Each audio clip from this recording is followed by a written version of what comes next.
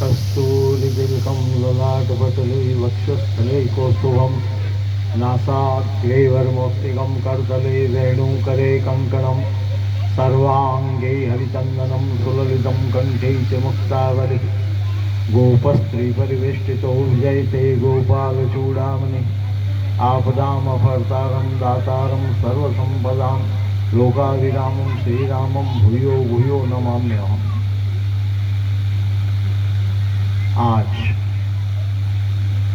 काशी विश्वनाथ से पधारे हुए रामायण मंडल के जो सभी परिवारजन हैं, उनके द्वारा यहाँ इतने दिनों तक राम मंचन हुआ। हमारे सांसद महोदय लोग प्रिय भागीरथ जी, मनोहर जी अग्रवाल, शशिकांत जी पाटोदिया एवं उपस्थित सभी किशनगढ़ के धर्म प्राण प्रजा, मातृशक्ति, बालक लोग जो बैठे हैं, सभी धन्यभागी हैं, अहोभागी हैं कि भगवान राम के इस चरित्र चित्रण के उनको इतने दिन तक जो लाभ प्राप्त हुआ, उन्होंने जो रसपान किया, दर्शनम भक्ति श्रवण से भी और दर्शन से भी, दोनों ही स्थितियां यहाँ पर सिद्ध हुई और भगवान राम के चरित्र का जो यहाँ अनुगामनपन हुआ वो एक श्रेष्ठ वस्तु है। वैसे तो रामचरित्र के लिए चरितम रघुनाथस्य शतकोटि प्रविस्तरम रामायण शतकोटि अपार, भगवान राम का चरित्र कौन वर्णन कर सकता है। हरि अनंत, हरि कथा अनंता। अगर भगवान का कोई वर्णन कर सके तो भगवान की लीलाओं का वर्णन कर सकता है। कथा जो है आपके कर्ण गोबरों से आपके हृदय स्थित भगवान के चरणों में समर्पित होती है और उस कथा का जो मंचन हो रहा है वो आपके नेत्रों को दर्शन कराकर आपके नेत्र की इंद्रियों को तृप्त करता है। स्वाभाविक रूप में तुलसीदास जी ने इस समय के अंदर दो चीजें जो कही, हाथ के लिए, पैर के लिए, मनुष्य की इंद्रियों के लिए कही कि जिसके नेत्र प्रभु के दर्शन नहीं करते उनके नेत्र मोरपंख के चंद्रे के समान हैं, और जिन हरि कथा सुनई नहीं काना श्रवण रंजा ए भवन समाना, और जिसने भगवान की कथा का श्रवण नहीं किया उसके कान तो सांप की बांबियां हैं। और सांप की बांबियों के अंदर परिस्थिति क्या रहती है? सर्प रहते हैं, विषैले सर्प। हमारे शरीर के अंदर भी सर्प रहे हुए हैं, काम, क्रोध, मद, लोभ, मोह, मत्सर इत्यादि। उन सर्पों को अगर बाहर निकालने का कोई रास्ता है तो हरि कथा ही एकमात्र साधन है जो आपके कर्ण गोबरों के द्वारा आपके हृदय के अंदर जाएगी। तो जिस प्रकार वर्षा ऋतु के अंदर बरसात होती है, आपको देखने को मिलेगा कि सर्प अधिकांश से बरसात के अंदर ही बाहर निकलते हैं। कारण होता है उनकी बामियों के अंदर जल भर जाता है।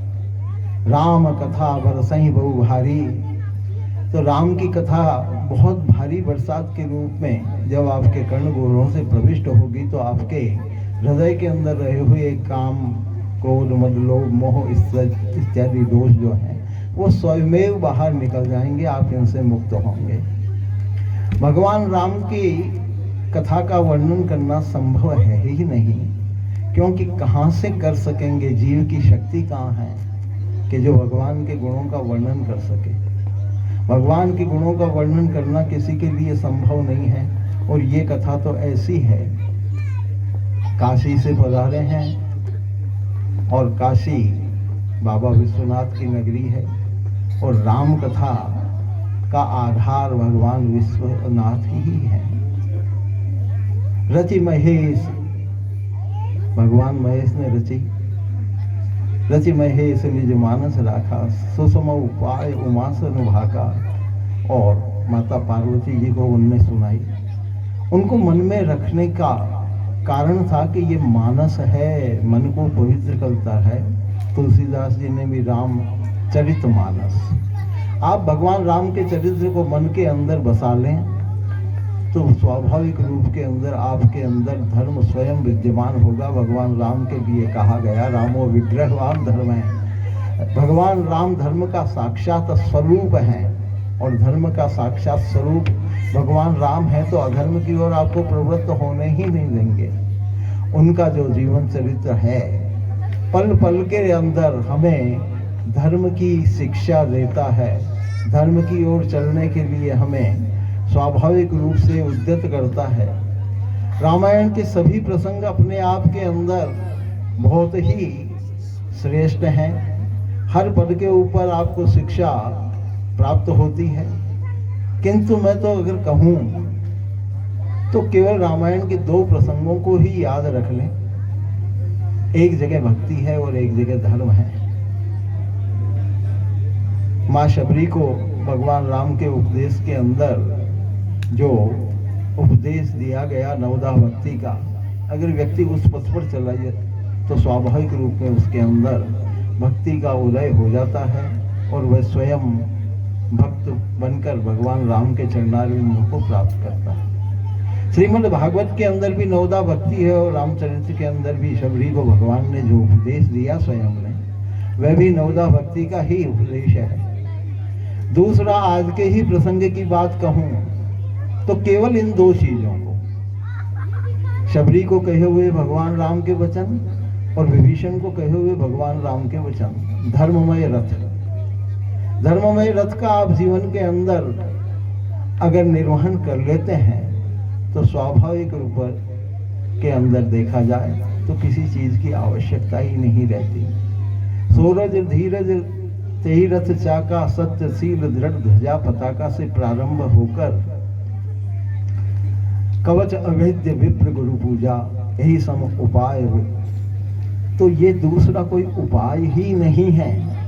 आज हमारे संसार की स्थिति ये हो गई है कि हम ब्राह्मणों को और गुरु को आदर ही नहीं देते।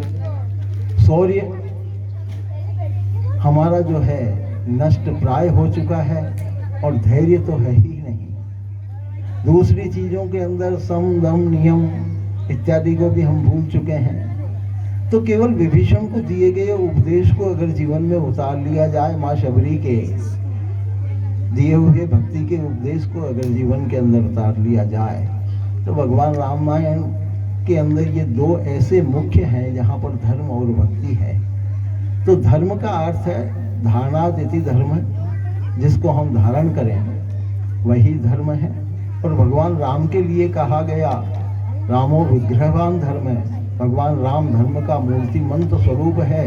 धर्म के स्वरूप में और भगवान राम के स्वरूप में कोई अंतर ही नहीं है। और जहाँ धर्म है वहाँ पर सब कुछ है। यतो धर्मस ततो जयः, जहाँ धर्म है वहाँ पर ही जय है। जिस प्रकार कृष्ण के लिए कहा गया कृष्णस्तु भगवान स्वयं, उसी प्रकार भगवान राम के लिए भी कहा गया रामस्तु भगवान स्वयं। आप देखिए, कृष्ण कहते हैं शरणागत के लिए 18वें अध्याय के अंदर आप कहते हैं कि मेरी शरण में आ जाओ, सब कुछ छोड़कर मैं तुम्हें मुक्त कर दूंगा। तो कितनी बड़ी बात है कि भगवान की शरणागति, सर्वधर्मान परित्यजेत मामेकम शरणम व्रज है। केवल मेरी शरण में आ जाओ, अहम तुम सर्व पापेभ्यो मोक्षयामि मत्स्य। तो ये भगवान जब आज्ञा कर देते हैं कि मैं तुम्हारे सभी पापों से तुम्हें मुक्त कर दूंगा, तो सामान्य व्यक्ति के तो शब्द नहीं हो सकते। भगवान राम के मुख के द्वारा भी तुलसीदास जी ने कहा है, सन्मुख होई जीव मोहि जबहि, और कहते हैं अगर नासहि तबहि। तो भगवान राम और कृष्ण के ही वचन ऐसे हैं कि जो उनके अंदर पुरुषोत्तमत्व को बताते हैं। बाकी अन्य किसी अवतार ने इतना कहने की कोई चेष्टा नहीं की है। तो भगवान राम मर्यादा पुरुषोत्तम है, कृष्ण पूर्ण पुरुषोत्तम है। पर राम के जीवन के अंदर भी कुछ काम ऐसे हैं जिसके अंदर उन्होंने पूर्ण पुरुषोत्तमत्व का दिग्दर्शन कराया है। संसारिक भौतिक संसार के अंदर जो भी कुछ होता है, उस मर्यादा को लांघकर भी भगवान ने 4 कार्य ऐसे किए हैं कि जिनका उन्होंने मर्यादा छोड़कर पूर्ण पुरुषोत्तमत्व स्वरूप का हमें दिग्दर्शन कराया है। भगवान राम क्षत्रिय थे, अहिल्या ब्राह्मण कुल की थी, और उस अहिल्या को, जो स्त्री थी, अन्य किसी स्त्री को पांव लगाना शास्त्र मर्यादा के तो विरुद्ध है। किंतु भगवान का पूर्ण पुरुषोत्तमत्व स्वरूप, क्योंकि ईश्वर को कोई पाप नहीं लगता, भगवान स्वयं पुरुषोत्तम का स्वरूप है, और पत्थर की शिला को पांव लगाने से नारी में बदलने की शक्ति होती है, तो वो केवल पूर्ण पुरुषोत्तमत्व में ही होती है। तो यहाँ मर्यादा का उल्लंघन करके भगवान ने बताया कि मेरे अंदर भी पूर्ण पुरुषोत्तमत्व का स्वरूप विद्यमान है। दूसरा, जब लंका पधारे, पानी पे पत्थर नहीं तैरा करते, पत्थर का स्वाभाविक धर्म पानी में डूबना ही है, किंतु भगवान राम के पूर्ण पुरुषोत्तमत्व स्वरूप के अंदर अगर देखा जाए तो राम का नाम लिखने से अगर पत्थर पानी के ऊपर तैरते हैं, तो यह भी स्थिति जो है स्वाभाविक रूप में नहीं है, भगवान के पूर्ण पुरुषोत्तमत्व का वो जो है दिग्दर्शन कराती है।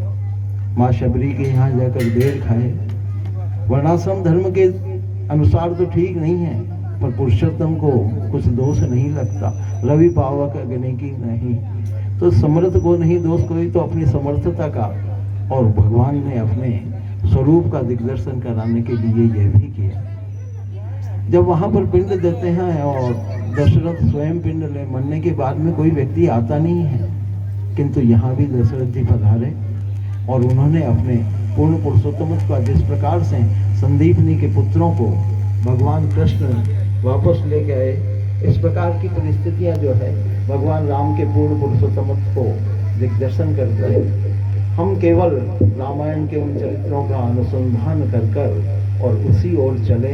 भगवान राम के जीवन ने हमें जीना सिखाया है, किस तरह से आपको जीवन के अंदर जीना है, ये भगवान राम का चरित्र हमें संबोधित करता है, हमें राह दिखाता है। उस राह के ऊपर चलें। गोपाल प्रभु के चरणों की कृपा आप पर सदैव बनी रहे। भगवान रघुनाथ आप पर सदैव कृपा वृष्टि बरसाते रहें, यही उनके चरणों में निवेदन करता हुआ अपनी वाणी को विराम देता हूँ।